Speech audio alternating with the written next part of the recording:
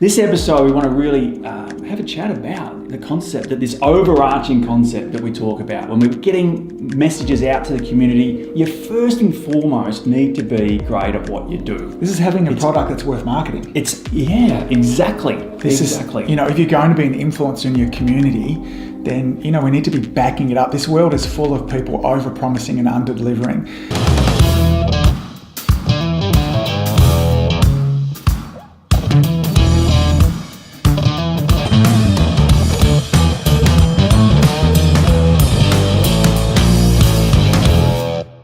Welcome to the Marketing Your Practice podcast. Tony and Angus here. We're very excited to bring this episode to you. G'day. G'day, buddy. We're talking today about being great. Awesome, magnificent, world-class, even is something that we kind of talk about as well. And it's something that whenever we're having marketing conversations, there's something really exciting about the concept of bringing in new business. And bringing in new business is awesome. We love doing it here at Audio Media. We love doing it with our chiropractic practices as well. I want you to think of your practice a bit like a bucket though, and we want to be filling the bucket up. And if the bucket is full of holes, then sadly, it's going to be a pointless process in terms of filling. In fact, I think it's going to be even one step worse. It's not going to do great for your branding, is it? No. When the messages get out there and go, why would you go and see Dr. Tony? Well, he's not really all that good. Didn't help me, wasn't confident, etc., etc. They're not going to send anyone else in. They're not going to be your number one referrers, that's for sure. So this episode, we want to really have a chat about the concept, that this overarching concept that we talk about. When we're getting messages out to the community, you first and foremost need to be great at what you do. This is having a product that's worth marketing. Exactly. If you're going to be an influencer in your community, then, we need to be backing it up. This world is full of people over-promising and under-delivering. And we want to talk about what does it take the opposite, because sometimes that can be paralyzing too. I see this with new grads who don't have any confidence to get out in there in the world and make a difference as well. So this is part of, you haven't seen our 6 practice multipliers. Somewhere on the show notes, there'll be a link there. We've put together a whole kind of report where we go through these. How do we make the most of social and digital marketing? We talk our way through. In fact, there's an episode where we talked about all 6 of them. Anyway. Yeah, I'll link to it in the show notes. In the show notes as well. So practice multiplier number 1 is, you need to be great. It's not okay to just be okay or good, but really it is about being great. And I put together a list of questions, and we'll dive into it. Should we list them all out? Yeah, let's list them all out, and then we can go through them. So there's kind of 6 questions there that might be a little, do I come under the umbrella of great, as well as it's subjective. So the first one is this, is that would you choose you as your practitioner? Like if you had a problem, like would you be the person that, like, yeah, man, I wish I could adjust me if you're a chiropractor. I wish, what if I was a Chinese med practitioner or naturopath? I wish I had me assessing me and helping to give me guidance. It's a really good spot to start. It is, and there's lots of different points under that, isn't there? We'll get into that. So question number 2 would be, how certain are you that you can get a result with the patients that are coming in to see you? So people that are within your niche, whatever that is, how confident are you that when someone's coming into you, are you licking your lips, rubbing your hands together, saying, I can't wait to get started with that person? Number 3. Number 3 is, have you done any following education or any upskilling in the last 12 months? What have you done? Yeah, and not because you put a good point about this when we were preparing this as well. Not because you've had to. Yes.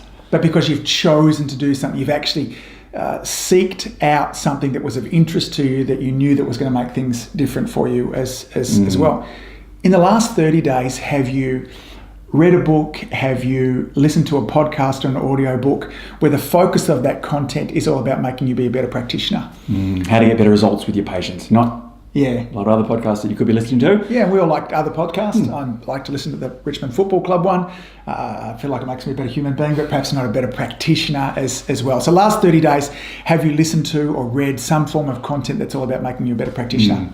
Next question, have you made any changes to your practice? The physical aspects of your practice, or maybe procedural, that's made you have a better offering, better service, or better outcomes for your patients?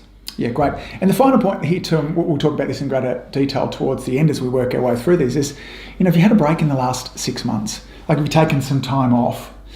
So if you answered no to any of those questions, then I think there's room for you to be better. There's room for you to be great.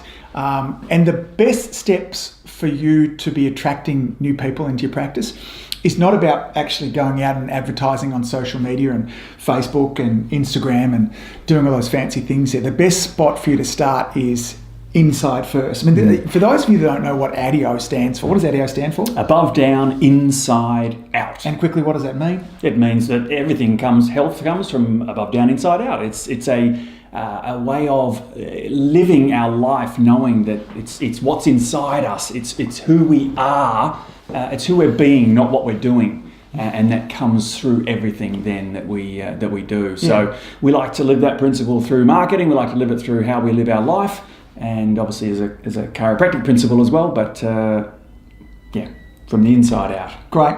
So let's talk our way through all of those. So our first sign that perhaps you're not as good as what you ought to be is if you answered, you know what, no, I wouldn't be happy seeing me. And if you, some of this, there's a level of real authenticity that's going to be needed as you're answering these questions too. And then ask why. Like, why am I not? The quality of our life is in relationship to the quality of the question that we ask. And when we're not asking good quality questions, then often we don't get a good quality outcome. So we ask this question, look, would you be happy seeing you? And then if you said, well, no, I'm not. Why that? I'm not confident with my adjusting if I'm a chiropractor. I don't have great tables to work from. My equipment's not good. Whatever the answer is, but sit and be present with that. I would break it down even into a bit more minutiae of, would I choose my level of compassion that I have with patients as my care practitioner? Would I choose my level of certainty? Would I choose my level of technical skill and know-how? Would I choose my level of presentation, how I look and feel? Would I choose, break it down into each of those characteristics? And I think for a lot of people, it can be pretty confronting to say, well, no, my compassion kind of sucks because I don't talk to people about what's going on, or or my level of confidence is not great because I haven't studied enough, or maybe I'm just a new grad and I need to upskill, and we'll get into that. But break it down. A way to even think about it might be this. Imagine there was a loved one of yours who got sick within the paradigm that you actually help with. Okay, I'm not talking about kind of broken leg or whatnot, but something that you normally deal with. Like, are you saying to them, come and see me because I'm going to be the one, or you're like, oh, you know what, you really need to go and see Tony. Tony's the one that's amazing with this kind of stuff. You're having some digestive problems. Man, he's just the best. I've seen his adjustments, his understanding of nutrition, it's great. So again, this is not, I want to touch on this point here, because this is not about us being great at everything. When we try to be a master of everything, we end up being, a jack of all trades, master of none. So we're not suggesting at all, but you know what? Yeah, but if you've chosen an audience and you say, I want to look after these people, 35 to 40-year-old females with headaches, then you've got to be bloody great at looking after 35 to 45-year-old females with headaches. Yes. Not 60-year-old men. Yeah. Okay, you can be pretty good at that, and you want to be good at that, but these ones, you've got to be great. Yeah, and that leads us into that next point there too, which is this: how certain are you that you can help them? Yeah. If that person in front of you is going to follow through with the recommendations that you're going to give them, step by step by step. Now, we understand that when it comes to healthcare, there's no guarantees. Every human being is different. But, all things being even, if that person is going to follow your recommendations, how confident are you? Again, that I said before, are you rubbing your hands together and saying, let's get started? Like, I had a patient in this morning, I practiced, who came in with, he's got a cervical disc, so the whole kind of thing going on there too. And not my favourite thing to look after, but it was interesting because I had this sense of, you know what, you're in the right place, dude. Like, there was like, and quite not, well, whether it's surprising or not, he came in barely able to hold his arm and left with it. There was one, and I kind of said to him, this is going to take time too, but it was almost like, wow, you got too good a result from that first adjustment. But, we have those times when we feel confident, when we feel certain in around that too. And you know that saying that when we're on fire, people will come from miles to watch us burn. That there is, and not that I'm a huge proponent of woo-woo, but you know what? When we're loving what we're doing, when we're in the space, watch people come to you. Watch the internal referrals that you will have come. You won't need to be doing stuff outside when you have that, what we often refer to, Parker principles of present time consciousness as well. So that, certainty is as well. So continuing education. Yeah, and it comes into that certainty, doesn't it? Sometimes we just need to be educating ourselves better to say, okay, 35 to 45-year-old women with headaches, what do I need to know that I don't know now? What do I need to upskill in to have that certainty and that confidence so that you have what Angus had and go, you know what, you're in the right place. I've got this toolkit here that is going to help you no end because I know what your problems are. I know the challenges that you face as a 30, 40-year-old female with headaches, and I've got the solutions to those. And so what do you need to do? Yeah. In this case here, it was interesting. I went back, it's the confidence of being able to do a good examination and tick off with this guy. Like, in my case, there are some stages where I get beyond my expertise to manage. I go, dude, you need emergency care. But so having the skills and the confidence, and that goes back to 20 years ago of, but you're right. We need to, I noticed even, Dan Murphy last year, when every time I get to have time around Dan Murphy and I do some continuing education, I learn some new things that reinforce to me my value as a chiropractor, and I come back into practice the next week. My level of certainty is up there too, and it makes, that level of, there are some intangibles that go on in any doctor-patient relationship, and one of them is the, level of certainty there as well. But I want to touch on it a point too. If you're doing continuing education just because you have to, then you're missing the point. Nowadays, there's access to so many different trainings and courses and online. And okay, you might have to get your hours up, and maybe this doesn't give you formal hours. That's not a reason not to be doing it, though. Yeah, absolutely. We need to make sure that we are putting time in. And I know I hear lots of different practitioners bitch and whinge and complain about, oh man, I got to do 12 hours of continuing education. I'm like, really, that's all you have to do? It's almost embarrassing that that's all that we have to do. And we talk about other ways in a moment that you can be getting in your continuing education, because there are formal and informal hours. But find out what you need. When you answer that question back at number one, or, why am I not happy coming to see me? That might guide you towards what formal learning that you need to do as well. That's exactly right. Those answers at number one will give you where you need to go and what you need to upskill in. And as you say, it's everywhere. And every weekend there's a seminar, even here in Australia, let alone anywhere else in the world that you might be listening to this. So get to it and upskill. Next one is all about, what books have you read? What podcasts have you listened to? And again, these answers at number one will guide you as to what areas. Is it you need to be a more compassionate human being because you're a prick? Or is it, well, no, you're not a prick, of course. But is it that you need to have a technical skills? Well, there's podcasts, there's books, there's texts on that. There's online trainings, there's all sorts of stuff. But what have you done? What are you listening to? When you're toing and froing from home to the office, what are you listening to? When you're going for a run, what are you listening to? When you're going to bed at night, what's your book that you're reading? Yeah. How are you becoming great? I'm listening to a lot of Paul Chek stuff at the moment. So Paul Chek, fitness, exercise, phys type sort of background there. He was the guy really responsible for getting us all using Swiss balls, fit balls, whatever you want to call them there too. And he has a series recently on kind of evolve yourself physically, mentally, spiritually.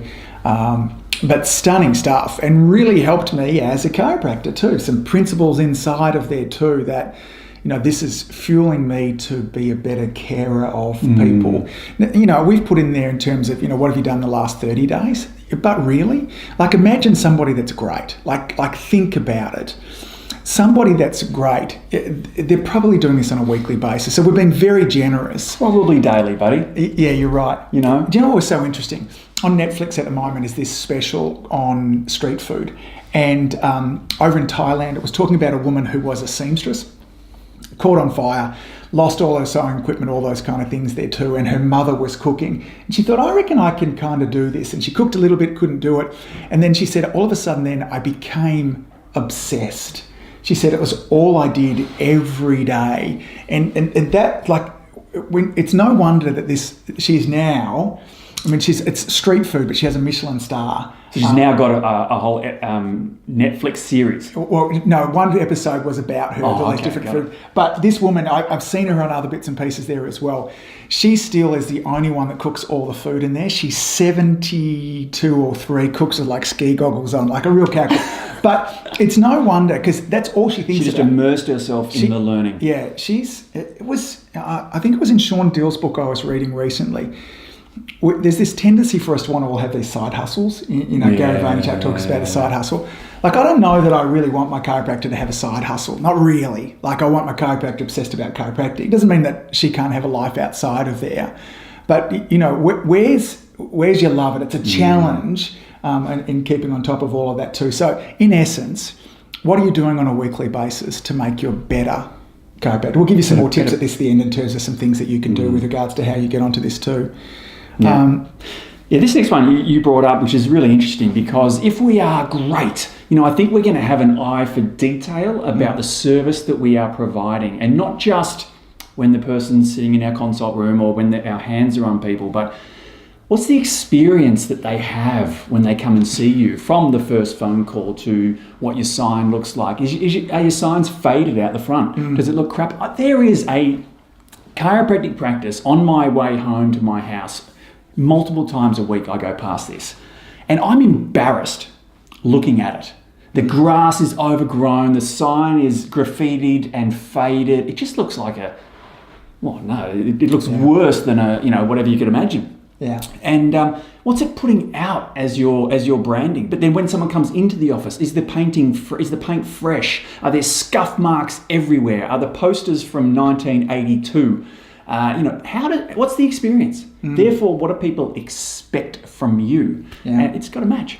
I found a bunch of old magazines on my coffee table at the front here too. I went, I don't even understand how they got there. They were kind of junk mail-y type sort of things, and then somehow they got onto my front there, and then we like to have some nice magazines, the Vogues, for instance, but I don't need the volume from 18 months ago. Like, get rid of those. And again, when we put this energy back into our practice, so have you made any changes? Isn't it? Yeah, like being proud of it. Yep, and little changes along the way. This doesn't mean you have to set up your practice and it look like, the Versace hotel, but clean and fresh. And then as you have changes that go along the way, that's something that kind of patients get excited about. If you're watching the video of this episode now, you'll see behind us is this wall. I mean, Angus and I cranked that out in a few hours, and it just totally changed the vibe of the room, didn't it? This is one of the adjusting rooms that we're in at the moment. But it actually changed more than that, because as you look into it from one of our opening adjusting areas, it changed the whole feel of that right from out there as well. So, a couple $100 invested, 2 hours of work, and a whole... So these are the kind of things that, every couple of years at least. And again, maybe even less than that we're looking at too. So someone who's great would be doing it almost consistently. Yeah. Little thing. Yep. Our last point here that we've popped in there too is all about, have you had a break in the last 6 months? Have you taken some time off to revitalise, to re-energise? Because one of the reasons, if we're burnt out, if we're tired, that can simply be what's underneath the fact that I'm not certain anymore.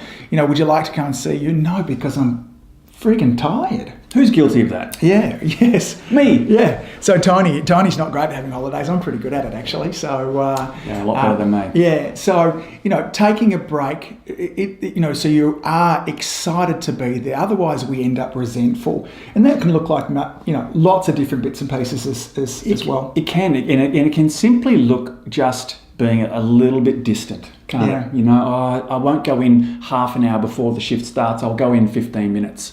Or, look, we'll just miss this week's staff training because we had one last week. It shows up in little different ways in practice, depending on your personality, etc. But don't let it get to that point. I think I'm going to take a leaf out of that book and book in a holiday. Yeah, and that's all this level of presence. When we're feeling energetic, our ability, if it's a long shift that many of us are having, if you've got 6 hours of adjusting like I did this morning too, I know I want to be as good at hour 6 as I was at hour 1 with regards to there too. So we've got I don't want to say the word prescription because I'm not into prescriptions, but we've got some advice for you. So, how do I, if you've answered yes to these, how would I kind of move forwards from there too? If you're not happy seeing you, what are those questions? How do we go about asking where is that? And it might be as simple as this would help with the certainty too. Like, is there a practitioner that who you would be happy to go and see? Ask them if you can go on and do some obs with them. Spend time. Take them out for lunch. Yeah, hanging out with people that are great. And maybe they're not happy having you in patient time, but can you spend time with them and let that kind of greatness rub off as well? It's a great way to to do that as well. Continuing education, we talked about that before. Please find continuing education that's relevant for you. There was a time here, certainly in Australia, where the continuing education was, as a chiropractor, appalling. Find out about sunspots, elbows, stuff that just wasn't clinically relevant to what my area of passion and practice was as well. But that's not the case now. And if it is the case for you, then as Tony mentioned beforehand, there's plenty of courses online that you can get now. And then it leads into this next point in terms of, get some podcasts, read a book. Read some books, find some titles, just jump on Booktopia or Amazon or wherever and just buy 5 books that are relevant to the people you're looking after, that will upskill you and give you a different perspective, new perspective, fresh perspective, and jump on a couple of podcasts. It might only be a couple of episodes a week that you need to get through, and you'll be amazed at the difference that'll make to you. Yeah, great.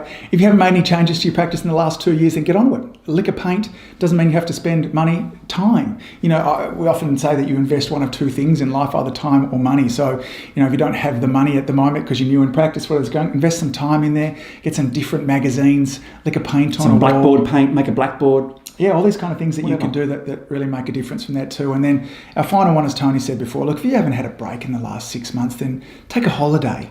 Take some time away, re-energise, revitalise. Sometimes, the idea of absence makes the heart grow fonder. That's as true for relationships as it is for our practice as well. So, buddy, that's our ingredients for That's it. how to be great. Practice magnifier number 1. Number 1, if you want the handout that goes along with this, then the link will be down below. Jump on adiomedia.com/podcast for all the other episodes, and over and out. Yeah, and if you haven't already subscribed, then please go and do that too. Yeah. And if you could head on over there and give us a rating, some comments. Let us know what you think. Let us know what you think as well. And also on that, if upskilling is something that you do want to do, then don't forget about Community Influencer Live. We've got then a great 2-day event coming up in August in Melbourne. August 24, 25, we've got some amazing speakers and to upskill you in this area of digital marketing, personal branding, and it's going to be a hoot. So, adiomedia.com/live. Yep, you'll find out all about that. That's it. All right. Next time. Later. See you, gang.